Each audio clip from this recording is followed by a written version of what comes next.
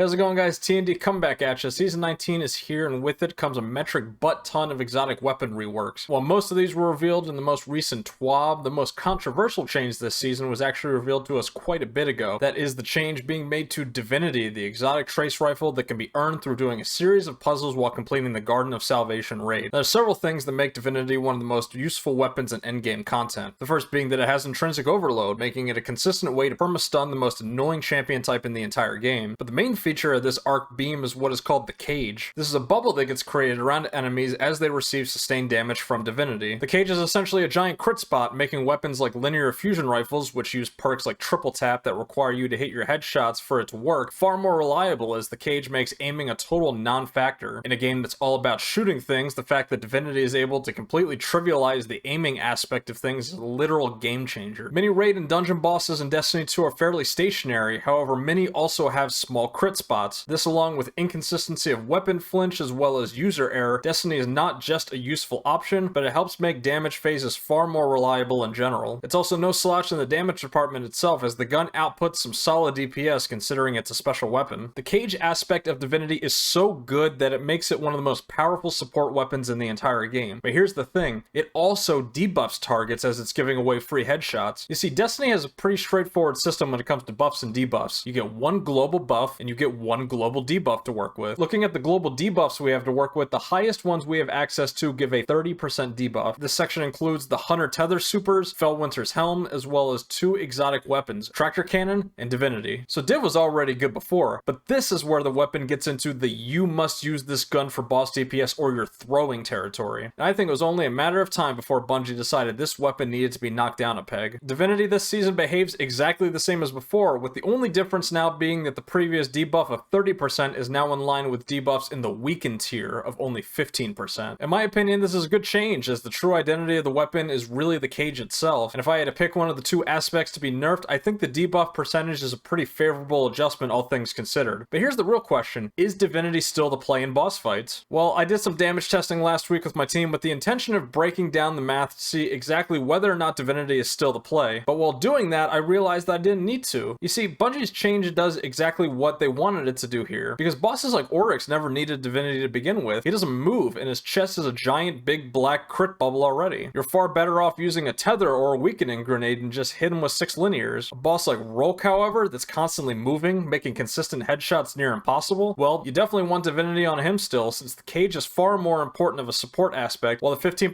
debuff is just a nice little add-on. The weapon is no longer mandatory for every single boss fight, so in that way I think Bungie has succeeded here. I think this change also makes the Void Hunters way more useful in raid content. The same goes for Tractor Cannon in fights where you're up close and personal to the boss. So back to our question, is Divinity still the meta option for boss DPS? The answer is, well, it depends. Let me know what your team's damage numbers look like, and are you a fan of this change? I personally think it was one that was a long time coming, similar to the nerf made with Anarchy last year. It's just not the absolute no questions option for every single fight, and I think that's a good thing long term. So those are my quick thoughts on the changes made to Divinity. I gotta say, this video did not go the way I thought it was going to when I first started looking into the topic. My initial plan was to just do some simple damage testing before the patch and after the patch and see if Divinity was still viable as a raid option. But ultimately I realized I didn't need to, that this simple conclusion is really what most players are going to notice going forward here. Bungie has said that they're looking to shake things up in the overall DPS meta come Lightfall, so it's entirely possible that crit-dependent weapons like linears won't even be the play anymore, making Divinity even less necessary. Guess we'll have to see. I do have a community Discord server where me and my gang of nerds hang out and talk about movies, gaming, and generally all things nerd. You are more than welcome to come join us. Links are in the description below. Anyway, that's all from me from now, y'all. Happy hunting, Guardians.